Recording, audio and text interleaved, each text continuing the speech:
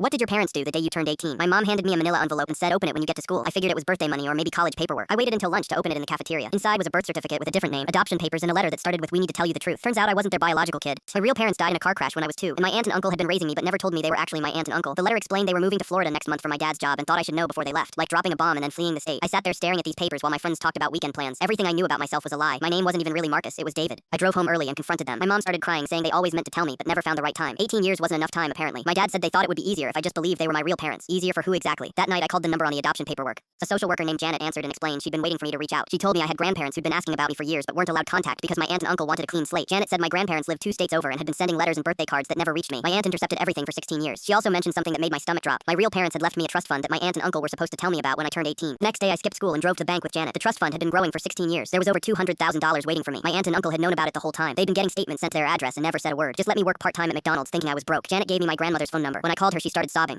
She said she'd been praying for this day since I was 2 years old. Janet drove me 4 hours to meet my grandparents the following weekend. They lived in this cozy house with pictures of my real parents everywhere. My grandmother hugged me at the door and started crying again. She said, "You look exactly like your father when he was 18. Same eyes, same smile, same stubborn chin." They had photo albums full of my real parents. Pictures of them at college, their wedding day, holding me as a baby. Stories about family traditions I never knew existed. My grandmother made my real dad's favorite dinner that night, meatloaf with mashed potatoes and green beans. She said he used to request every birthday. They told me my real parents died coming home from my second birthday party. Someone ran a red light and hit them head on. I survived because I was in my car seat. My aunt and uncle were my mom's sister and brother-in-law. They took me in but decided it would be too confusing to maintain contact with my dad's family. For 16 years, my grandparents sent birthday cards and Christmas gifts. My aunt returned everything or threw it away. The most heartbreaking part was when my grandmother showed me a box in her closet. 16 years worth of birthday presents they'd bought me but never got to give. She'd wrapped them every year hoping somehow they'd find a way to reach me. Action figures for when I was little, books for middle school, a watch for my 16th birthday. My grandfather pulled out a letter my real dad had written to me before he died, just in case something happened to them. It talked about how much they loved me. The letter ended with "Always remember you come from people who believed in kindness and education and treating others with respect. Make us proud." Monday morning I drove back home to pack my stuff. My aunt and uncle were loading boxes into a moving truck. They looked surprised to see me. I confronted them about the trust fund and the letters and the family they'd hidden from me. My aunt broke down crying, saying they thought it was for the best. I told them I was moving in with my grandparents and finishing senior year there. My real family wanted me, and that was worth more than their lives. They tried to apologize, but I was done.